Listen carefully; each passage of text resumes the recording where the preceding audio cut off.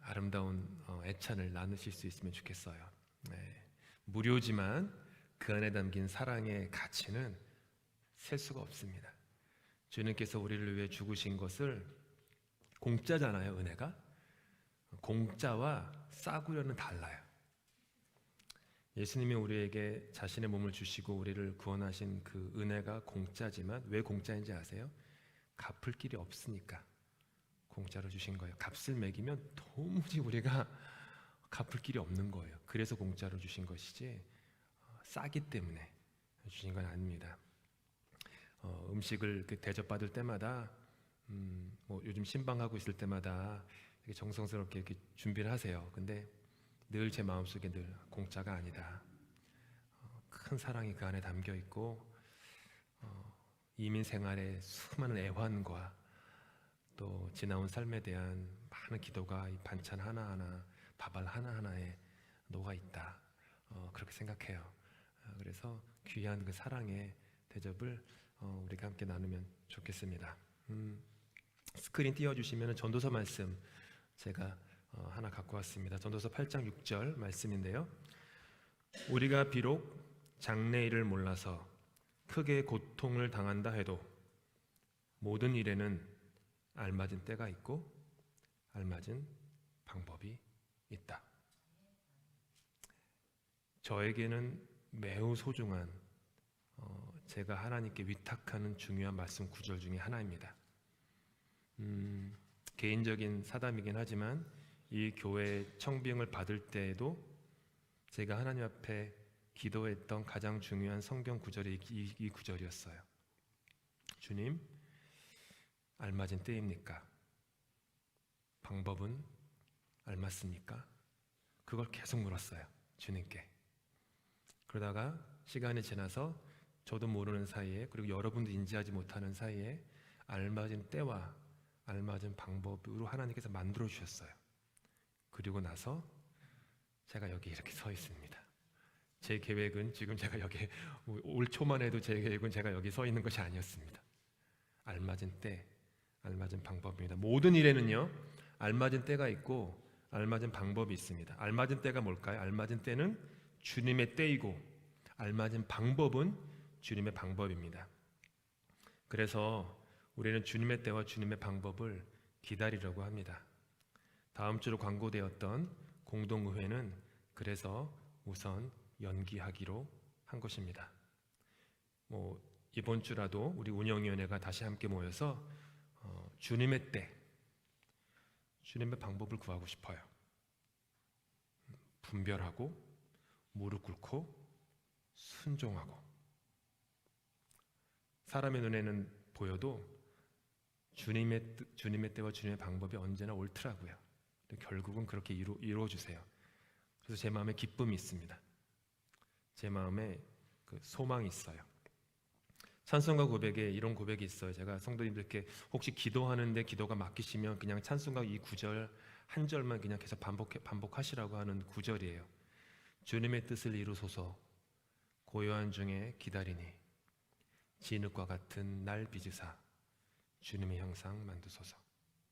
우리 교회를 빗대어 얘기하면 주님의 뜻을 이루소서 고요한 중에 기다리니 진흙과 같은 런던 한인교회를 빚으사 주님의 형상 만드소서. 우리 모두 고요한 중에 주님의 뜻을 구하며 주님의 형상대로 빚어나가길 모두 기대하고 기다리고 소망 가운데 기도하실 수 있기를 바랍니다.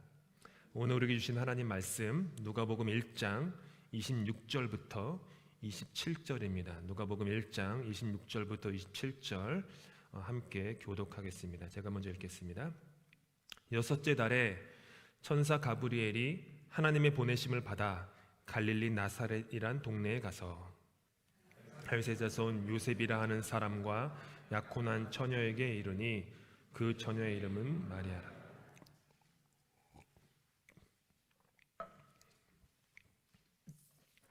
보통 잘 안 하는데 말씀 듣기 전에 기도할까요?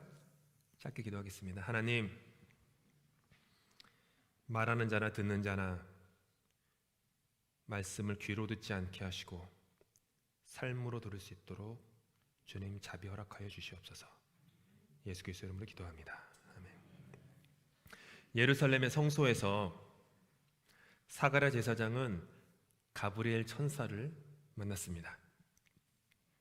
세례 요한을 낳으리라 라고 하는 천사의 말을 사가랴 제사장은 의심했고, 하나님의 약속이 성취되리라는 그 증거로 그는 말 못하는 자가 되었습니다. 일주일에 성전 봉사를 마치고 그는 집으로 돌아갔습니다. 그 후에 그의 아내 나이든 엘리사벳은 임신을 하게 되었고 5달 동안 숨어 지냅니다. 이 노 부부의 삶을 신비로운 침묵이 덮었고 하나님은 역사하시기 시작하셨습니다. 그것이 지난주에 묵상했던 말씀이에요. 제가 리마인드 해드리는 거예요. 근데 한번 여러분 지난 일주일 돌아보시면서 신비로운 침묵의 시간을 가지셨는지, 아니면 이렇게 좀 급해서 혹은 옆에 있는 배우자나 자녀들에게 속된 말로 죄송합니다, 화딱지가 나서 뭐가 이렇게 내뱉진 않으셨는지 한번 돌아보시면 좋겠어요. 그래서 제가 지난주 설교했던 포인트는 나 자신에 대해서는 침묵하고 하나님에 대해서는 말하는 자가 됩시다 라는 얘기였어요. 저도 그렇고 우리도 그렇고 말씀이 그냥 이렇게 휙 지나가지 않고 삶으로 그 말씀을 살아낼 수 있으면 참 좋겠습니다. 엘리사벳이 임신한 지 6개월째가 되었습니다. 이제 천사 가브리엘은 하나님의 보내심을 받아 갈릴리 나사렛이란 동네에 갑니다. 같은 천사예요. 거기에는 다윗의 자손 요셉이라는 청년과 약혼한 어린 소녀 마리아가 있었습니다. 그리고 이때부터 우리가 익히 들어온 성탄의 이야기가 시작됩니다. 그 부분에 대해서는 다음 주부터 자세히 함께 묵상하도록 하겠습니다. 성탄절도 아니지만 성탄의 메시지를 몇 주에 걸쳐서 하게 됐어요. 하나님의 깊으신 뜻이 있으리라 믿습니다. 천사 가브리엘이 갈릴리 나사렛이란 동네에 갔습니다. 갈릴리 나사렛이라는 동네. 갈릴리는요 지방명이고 나사렛은 동네명입니다. 저는 성북구 정릉동에서 태어났습니다. 이름은 까먹었는데 무슨 병원에서 태어났어요. 성북구 정릉동에 있는 병원. 그러면 성북구는 일종의 갈릴리가 되고요, 정릉동은 나사렛이 되는 셈입니다. 갈릴리 나사렛은 이스라엘의, 특별히 갈릴리는 이스라엘 북부 지역에 있었던 매우 가난한 지역이었습니다.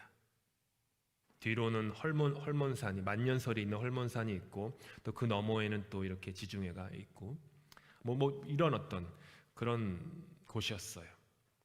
매우 가난한 지역이었어요. 당시 사람들이 2000년 전에 갈릴리 사람이라는 표현을 썼거든요. 그 표현은 가난한 사람, 교육받지 못한 사람들, 그거를 뜻했어요. 갈릴리 사람이라고 하면 그 뜻이에요. 요한복음 7장에 따르면 명절을 맞아 예수님께서 예루살렘에 가셔서 말씀을 전하셨을 때 그 말씀에 사람들이 놀라고 감동을 했는데, 알고 보니 예수님이 갈릴리에서 온 출신이다라는 얘기를 들은 거예요. 그러고 난 다음에 수많은 무리들이 요한복음 7장에 보면 무슨 얘기를 하냐 하면은 갈릴리에서는 그리스도가 절대 날 수 없어.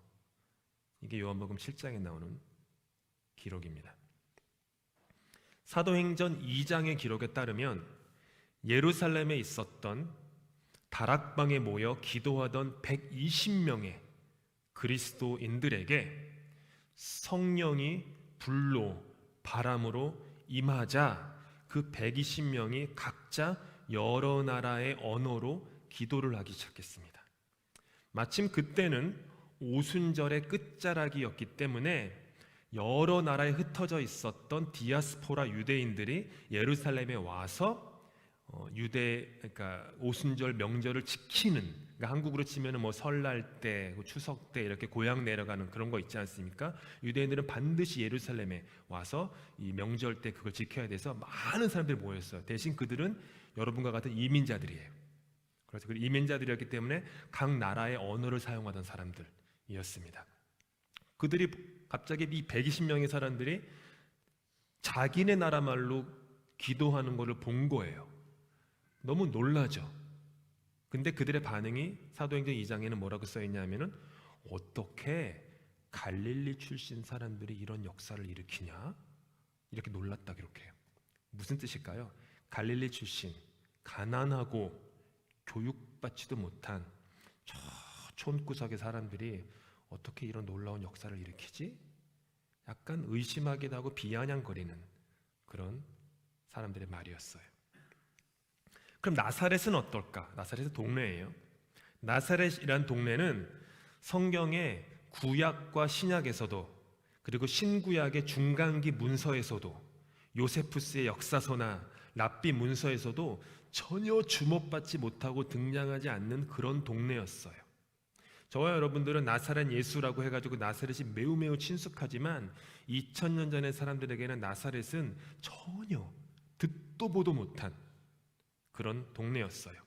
예루살렘에서 북동쪽으로 약 70마일 떨어진 에스드라 엘론 평야가 있는데 그 평야 북편에 깊은 산 계곡에 있었던 동네예요.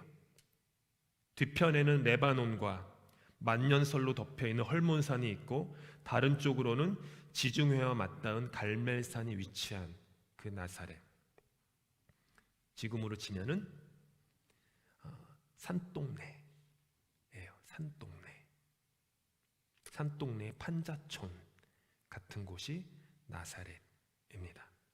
그리고 예수께서는 공생의 이전의 삶 대부분을 나사렛에서 보내셨고 공생의 3년의 대부분을 갈릴리 지역에서 일하셨습니다. 갈릴리는 가난하고 교육받지 못한 지방의 대명사였습니다. 그리고 그 지방에 있었던 나사렛은 구약 성경에 단 한 번도 그 이름이 등장하지 않을 정도로 사람들에게 조금도 중요하지 않은 동네였어요. 요한복음 1장의 기록에 따르면 예수님께서 빌립을 만나 제자를 삼으셨어요. 성경에 이제 빌립이라는 사도가 있고 빌립이라는 집사가 있는데 다른 사람이에요. 빌립을 만나서 제자를 삼으세요. 그리고 그 빌립은 자기의 친구 나다나엘을 찾아가서 나사렛 출신 예수라는 사람이 있는데 이 사람을 가만히 들어보니까 모세와 선지자가 기록한 그 메시아다. 그러니까 너 나다나엘 꼭 만나야 돼. 네이슨 너 꼭 만나야 돼. 예수라는 사람을. 이렇게 얘기한 거예요. 친구의 말을 들은 나다나엘이 이렇게 대답합니다. 나사렛에서 무슨 선한 것이 날 수 있느냐? 나사렛에서 무슨 선한 것이 날 수 있느냐? 이런 취급을 받던 동네가 나사렛이었습니다. 누가복음을 그리고 사도행전을 지은 특별히 누가복음을 저술한 누가는 마태, 마가, 요한과는 다르게 유일하게 예수님의 탄생과 유년 시절을 세례 요한의 탄생과 유년 시절과 병행하여 비교를 합니다. 우리가 지난 몇 주 동안 3주 동안 보았던 것이 세례 요한의 탄생, 나중에 이제 몇 주 후에 세례 요한의 유년 시절을 보실 텐데, 그리고 오늘부터 예수님의 탄생과 이제 유년 시절 뒷부분에 나오죠. 그걸 병행해서 비교했어요. 뭐 신학 용어로 이거를 이제 수태고지라고 합니다. 수태고지. 영어로는 annunciation. 카톨릭에서는 주로 annunciation이라고 주로 그 용어를 자주 쓰시는데 어나운스먼트예요. 탄생에 대한 어나운스먼트, 광고다. 그러니까 수태고지라고 얘기해요. 그런데 세례 요한의 수태고지와 예수님의 수태고지가요 완전히 달라요. 한번 잘 보세요. 요한의 부모 사가랴와 엘리사벳은 둘 다 제사장 가문에 속해 있었던 유력한 가문의 사람들이었어요. 게다가 엘리사벳은 대제사장 가문의 직계 후손이었어요. 그러니까 모세의 형이었던 아론의 두 아들들의 직계 후손. 굉장한 가문이었어요. 근데 마리아는 기록도 안 나와요. 성경에도 특별한 가정 배경도 부모로부터 유산으로 물려받은 지위도 전혀 없는 그런 사람이었습니다. 사가랴 제사장은 다윗의 거룩한 성 예루살렘에 있었고 하나님이 임재하리라 기대할 만한 장소인 성소에서, 그것도 성전의 성소에서 제사장으로 예배를 드리고 있었어요. 근데 마리아는 가나안 지방의 나사렛이라는 이름 없는 산촌 마을에 살고 있었던 미혼 소녀였을 뿐이에요. 이처럼 장면은 성전에서 성전이 아닌 곳으로, 거룩한 성에서 별로 중요하지 않은 산구석으로 여러분을 초대합니다. 천사가 찾아가는 사람도 높은 지위에 있는 나이든 남자에게서 아무런 지위가 없는 어린 여자에게로 바뀝니다. 그리고 누가는 예수가 천사보다, 세례 요한보다 더 크신 분이다 라고 말합니다. 사가랴에게 찾아간 가브리엘은 다음과 같이 말합니다. 그가, 요한이에요. 그가 주 앞에서 큰 자가 되며. 그런데 마리아에게 찾아간 가브리엘은 예수님에 대해서 이렇게 얘기합니다. 그가 큰 자가 되고. 뭐가 빠졌죠? 주 앞에서.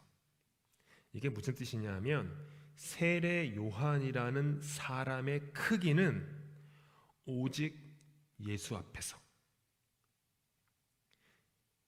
앞에서만 정의될 뿐이지만 예수님은 그분 자체로 크시다 라는 말을 가브리엘 천사는 하고 있는 거예요. 누가 더 큰 사람입니까? 많은 사람들이 모인 예루살렘이라는 화려한 대도시에 있는 크고 웅장한 성전에서 거룩한 일을 하는 제사장이 큰 사람입니까?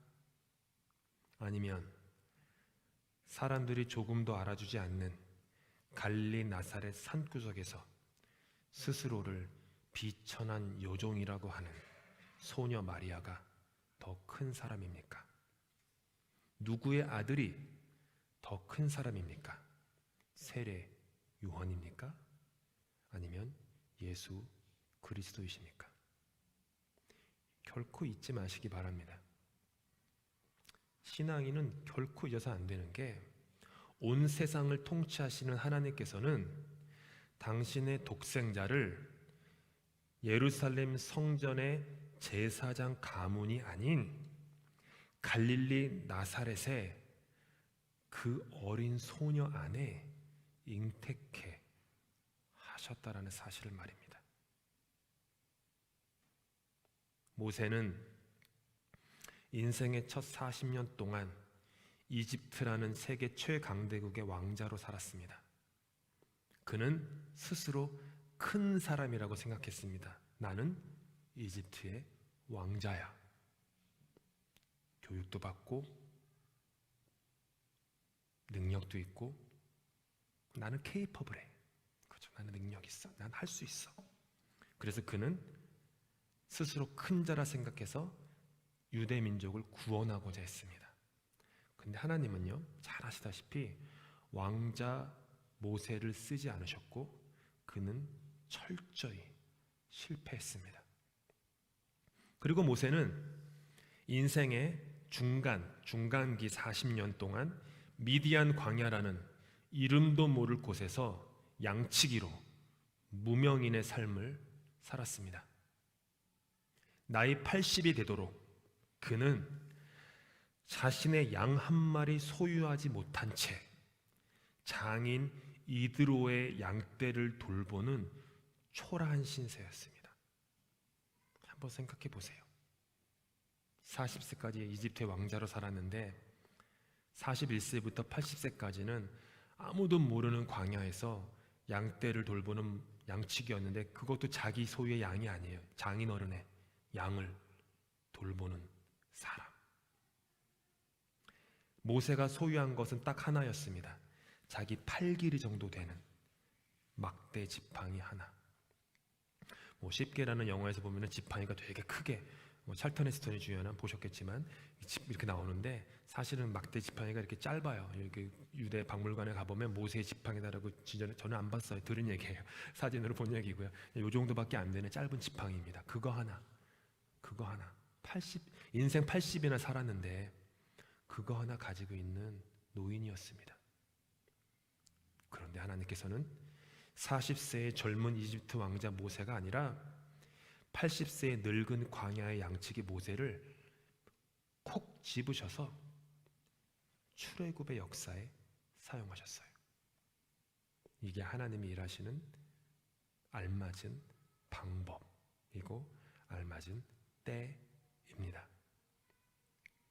사울의 아버지는 아들에 대한 기대가 무척이나 컸습니다. 그래서 자신이 속한 베냐민 지파의 초대 왕이었던 사울 왕의 이름을 자신의 아들에게 붙여주었습니다. 무슨 뜻이죠? 너는 커서 우리 가문의 조상 사울 왕처럼 큰 사람이 되어라. 그리고 바울은 아버지의 뜻을 받들어 그렇게 사울로 살았고, 자신이 하나님께 영광을 돌리는 특별하고도 큰 그릇으로 쓰임받고 있다고 굳게 믿었습니다.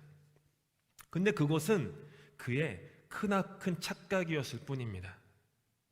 정작 그는 하나님의 대적이 되어서 교회와 그리스도인, 게다가 하나님의 독생자 예수 그리스도를 핍박하는 주인 중에 괴수로 살고 있었을 뿐이었습니다. 그런데 그가 거듭나 바울이 되었을 때 주님은 그를 사용하시기 시작하셨습니다. 바울이라는 이름은 파울로스, 작은 자라는 뜻입니다. 바울은 사울이라는 큰 자에서 바울이라는 작은 자로 변화되었던 것입니다. 그리고 매우 역설적이게도 하나님은 작은 자가 된 바울을 큰 자로 사용하셨습니다. 갈릴리 나사렛 산구석 동네에 있는 마리아라는 작은 소녀에게 찾아가 그녀 안에 인류를 구원할 메시아 예수 그리스도를 잉태케 하신 하나님은 구약과 신약의 역사 속에서 언제나 이와 같은 방식으로 일하십니다. 사도행전 25장에는 가이사라에서 2년 동안 구금되었던 노년의 바울이 등장합니다. 총 3번의 재판을 받은 바울은 자신이 가졌던 로마 시민권을 이용하여서 황제의 법정에 항소를 하였고, 당시 총독이었던 베스도는 로마 법에 따라 바울을 로마에 보내기로 결정합니다. 바울을 로마에 보내려면 그냥 보내면 안 되고 그동안에 있었던 경과 보고서를 작성해야 돼요. 그것을 이제 황제의 법정, 지금으로 치면 대법원이죠. 그 대법원이 읽을 리포트를 작성을 해야 되는데, 하필이면 베스도 총독으로 부임한 지도 얼마 안 됐고 해서 유대인의 종교와 관습에 익숙하지 않았어요. 그래가지고 보고서 작성에 큰 어려움을 겪고 있었습니다. 그러던 중에 갈릴리와 베레아 지방의 분봉왕이었던 아그리파 2세와 그의 아내 버니게 왕비가 찾아왔고, 베스도는 그들에게 조언을 구합니다. 그리고 다음 날 바울에 대한 청문회가 열려요. 아그리파 왕, 버니게 왕비, 수행 대신들, 베스도 총독, 가이사라에 주둔했던 로마 제국의 천부장들, 그리고 가이사라가 큰 시였으니까 시의원들이 청문회장으로 들어옵니다. 그리고 바울을 불러냅니다. 누가는 사도행전 25장 23절에서 이날의 장면을 다음과 같이 묘사합니다. 함께 읽겠습니다. 시작. 이튿날 아그리빠와 버니게가 위엄을 갖추고 나와서 고급 장교들과 그 도시의 요인들과 함께 신문 장소로 들어갔다. 그리고 베스도의 명령으로 바울을 끌어냈다. 위엄을 갖추고 라고 하는 이 부분이 헬라어로 판타지아, 판타지아 영어로 여러분이 익히 아시는 그 뜻이에요. 판타지아. 과시하다, 허세를 부린다 라는 뜻입니다. 그러니까 한번 상상해 보세요. 청문회장의 광경이 화려하기 그지없는 거예요. 당시 가이사랴 도시에서는요, 헬라인들과 유대인들 사이에 폭동이 일어나가지고 수많은 사람들이 죽었고 다쳐가지고 도시 전체가 큰 어려움에 빠졌었는데, 이들 권세자들은 저마다의 과시와 허세를 부리면서 프로세션, 입장을 하고 있는 거예요. 아그리빠 왕과 버니게 왕비는 아마도 왕권의 상징인 자주색 물감을 입힌 왕복을 입고 머리에는 금관을 썼을 것입니다. 그들을 수행한 대신들과 베스도 역시 화려한 의복을 입고 등장했습니다. 당시 가이사랴에는 로마군 5개 사단이 주둔했기 때문에 5명의 천부장들 역시 권세를 다스리는 아주 빛나는 제복을 입고 등장했을 것입니다. 가이사랴 시의원들이야 두말할 나위 없이 그 시의원에 어울리는 옷을 입고 청문회장에 입장해서 저마다 화려한 옷을 입고 서로의 권세를 뽐내면서 청문회장으로 들어온 것입니다. 그리고 그들 가운데 노년의 초라한 바울이 서 있습니다. 가이사랴에 있었던 헤롯 궁에서 2년이나 구금된 그의 옷차림은 형편없기 그지없었습니다.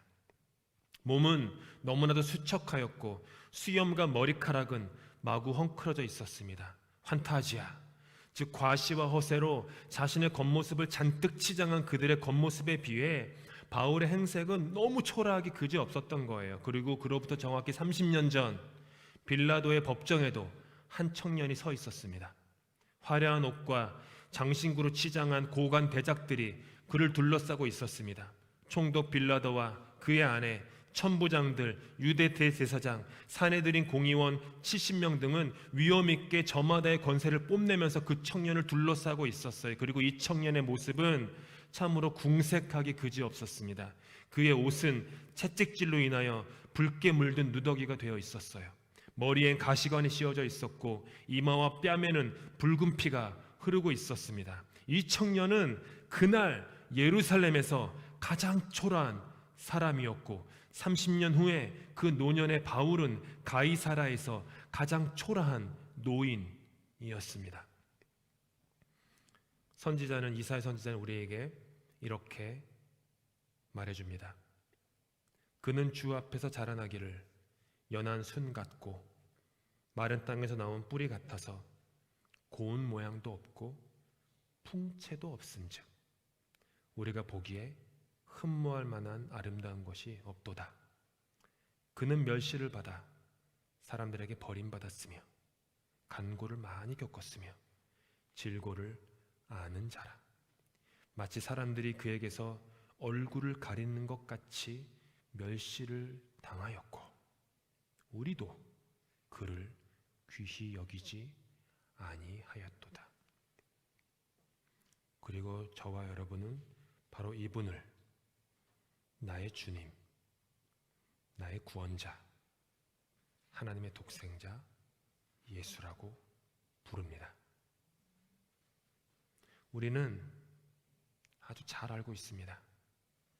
그날 가이사랴의 청문회장에 있던 사람들 중에 누가 진정 가장 큰 사람이었는지를 우리는 또한 잘 알고 있습니다. 그날 빌라도의 법정에 있는 사람들 중에 누가 가장 큰 사람이었는지를, 누구의 존재가 존귀하며 누구의 걸음이 참된 진리의 걸음이며 누구의 삶이 진정으로 아름다운 향기를 내뿜으며 누구의 삶이 진정으로 우리를 감동시키며 누구의 삶의 길을 우리가 진정으로 따라가고 싶은지를 저와 여러분은 잘 알고 있습니다. 사랑하는 런던교회 성도 여러분, 잊지 마시기 바랍니다. 겉모습이 화려하다고 그 사람의 존재가 화려한 것은 아닙니다. 소위 말하는 스펙이 좋다고 그 사람의 존재 역시 좋은 것은 아닙니다.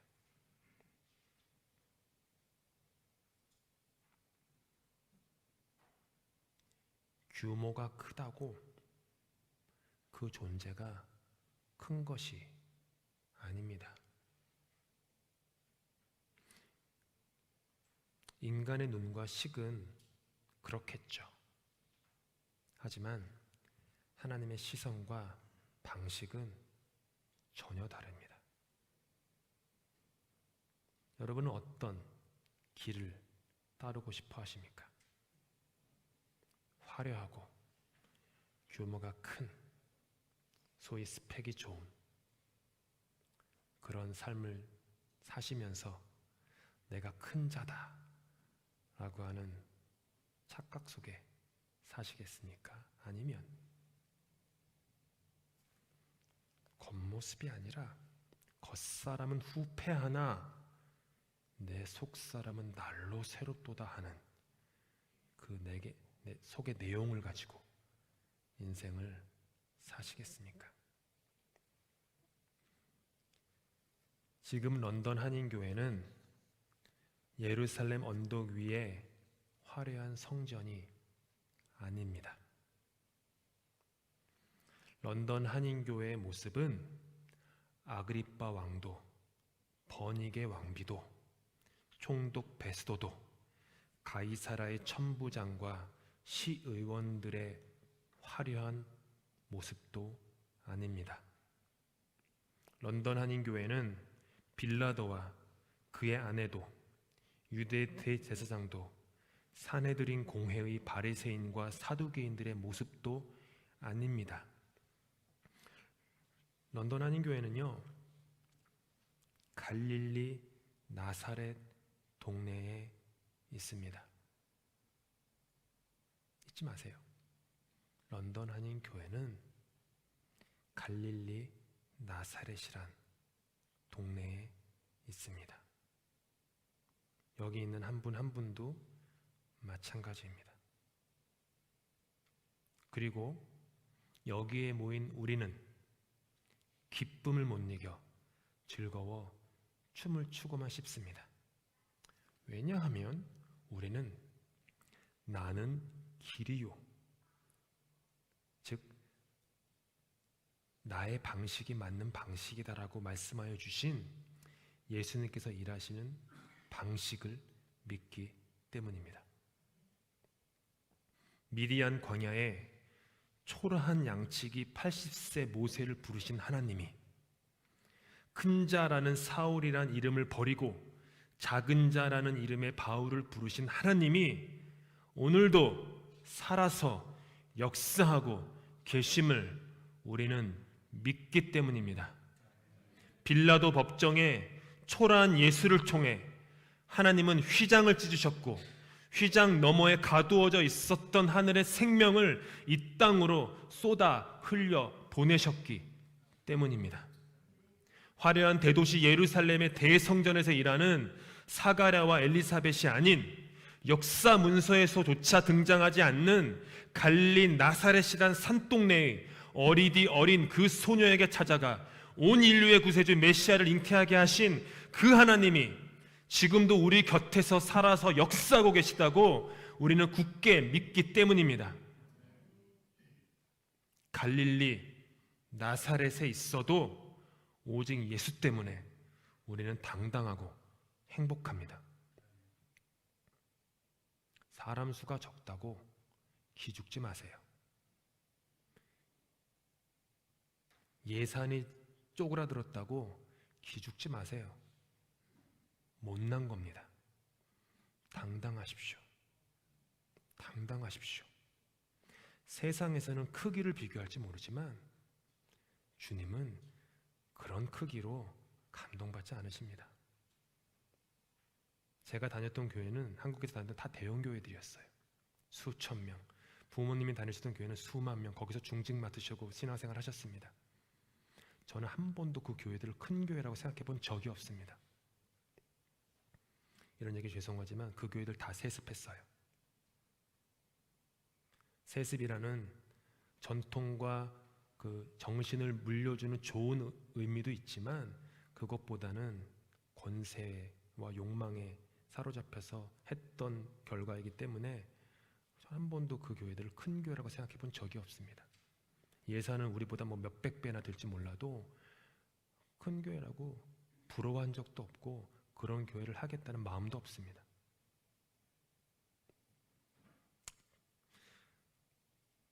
저의 마음은 하나예요. 잃어버린 양 한 마리 찾자. 그래서 여기 서 있습니다. 잃어버린 양 한 마리. 저에게는 여기 있는 한 분 한 분들이 잃어버린 양 한 마리입니다.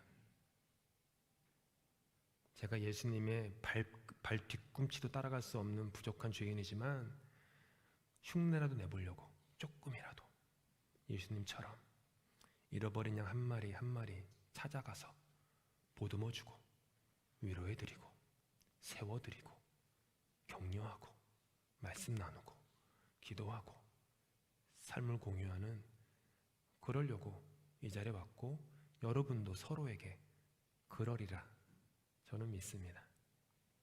오늘은 추수감사주일입니다. 그리고 우리의 감사는 갈릴리 나사렛이란 동네를 향합니다. 과거처럼 화려하지 않아도, 숫자가 많지 않아도, 규모가 크지 않아도, 권세가 없어도 우리의 진정한 감사는 갈릴리 나사렛이란 동네로 향합니다. 산 정상이 욕심내기에는 좋아 보여도 산 정상에 올라가면 정상에는 아무도 없습니다. 정상으로 갈수록 좁아지기 때문이에요. 아무도 그 옆에 함께 할 수 없습니다. 산 아래로, 갈릴리 나사렛이라고 하는 그 산 아래 동네, 산촌 구석 동네로 내려가야만 진정으로 삶을 부비고 정을 나눌 마음이 가난하고 착한 사람들이 거기에 있는 법입니다. 잃어버린 양 한 마리, 또 한 마리는 갈릴리 나사렛이란 산 아래에 있습니다. 그러니 여기 갈릴리 나사렛이라고 하는 산촌 마을에 있는 서로에게 마음껏 감사하십시다. 기도하겠습니다. 주님, 우리는 높아지려고만 했습니다. 위로 상승하려고만 했습니다. 산 정상에만 오르고 싶어 했습니다. 하지만 산 정상 비스름한 곳에 올라가 보니 정작 거기에는 아무도 없었습니다. 밤 깊도록 동산 안에 주와 함께 있으려 하나 괴로운 세상에 할 일 많아서 날 내려가라 명하신다. 이 찬송가의 고백처럼 주님, 우리는 산 밑으로 내려갑니다. 주님, 우리가 겸손해서가 결코 아닙니다. 우리 인생의 표대이신 예수님께서 그런 삶을 사셨고 그런 삶을 살라고 우리를 초청하셨기 때문입니다. 상향적 상승에 대한 욕망으로 가득 찬 이 세상에서 아래로 향하신 주님이 우리의 주님이기 때문입니다.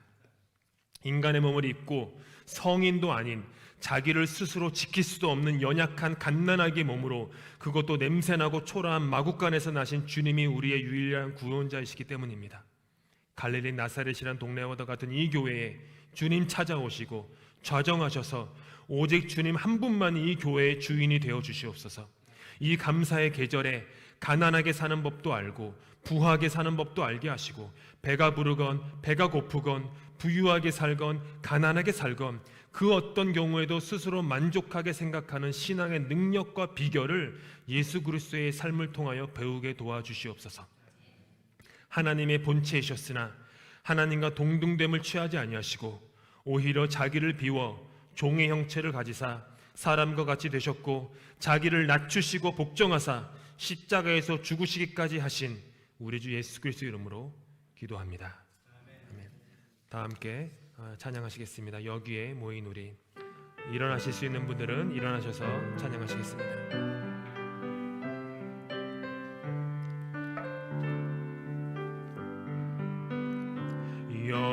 여기에 모인 우리, 수의 은총 받은 자여라. 주께서 이 자리에 함께 계심을 아노라. 언제나 주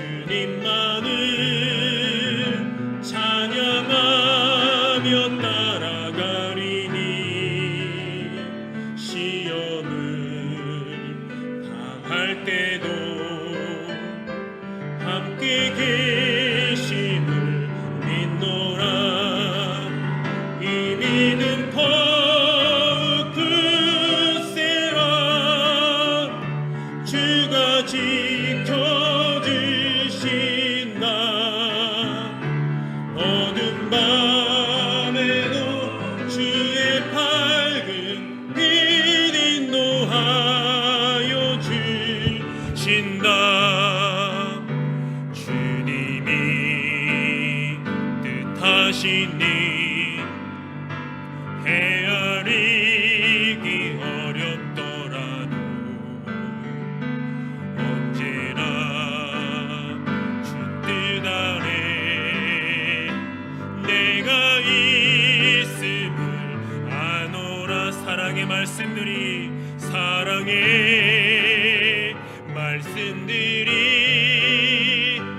나를 더욱 새롭게 하니. 때로는 넘어져도 최후 승리를 믿노라. 최후 승리를 이 믿음 더욱 굳세라.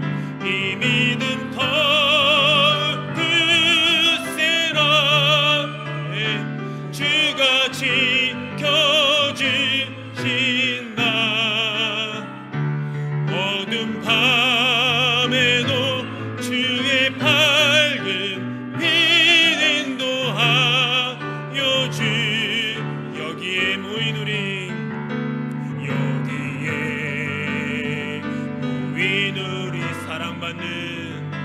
사랑받는 주의 자녀라.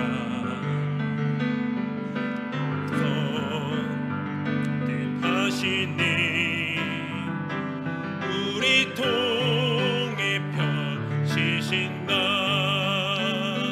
고통과 슬픔 중에 더욱 주님 의지하오니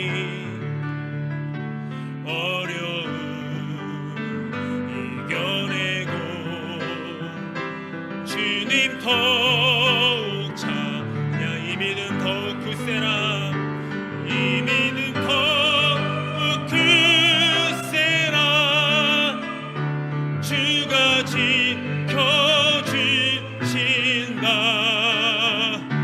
어둠 밤에도 주의 밝은 빛 인도하여 주신다. 아멘.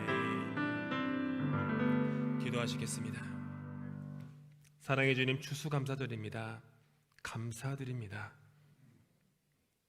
우리가 알지 못하는 수많은 사람들이 땀을 흘려 씨를 뿌렸고 눈물과 기도로 그것을 자라나게 하였고, 또 수많은 시즈널 워커들이 이 땅에 와서 그것을 거두었고, 수많은 운전자들이 그것을 날라 쇼핑몰에 또 그로서리에 갖다 두었고, 수많은 사람들이 거기에 가격을 붙이고 우리 앞에 그것을 내놓았습니다. 저절로 되어진 것이 하나도 없습니다. 수많은 사람들이, 이 도시의 수많은 일꾼들이, 이 나라의 수많은 사람들이, 딴 나라의 수많은 사람들이 땀과 기도로 흘린 그것들을 우리가 받습니다. 감사합니다. 주님, 그분들을 축복합니다. 추수감사절에서 함께 식탁 교제를 나눌 때 은혜 베풀어 주시고 서로를 격려하는 귀한 말들로만 가득하게 도와주시옵소서. 주님 앞에 귀한 예물을 드립니다. 사도 바울처럼 가난함이나 부함이나 상관없이 아랑곳하지 않고 신앙으로 자립할 수 있는 그런 신앙의 권능을 우리가 배울 수 있도록 도와주시고, 물질에 대해서, 소유에 대해서 날마다 조금씩 더 자유하는 법을 가르쳐 주시옵소서. 지금은 우리 주 예수 그리스도의 은혜와 하나님 아버지의 크신 사랑하심과 성령의 감화감동 교통하심이 갈릴리 나사렛이라는 산 아래 동네에서 함께 살을 부비고 격려하며 위로하며 일으키고자 다짐하는 이 교회의 모든 속한 사람들과 화면 밖에서 예배드리는 모든 주님의 백성들 위해 영원부터 영원까지 함께 하시기를 간절히 축원하옵나이다.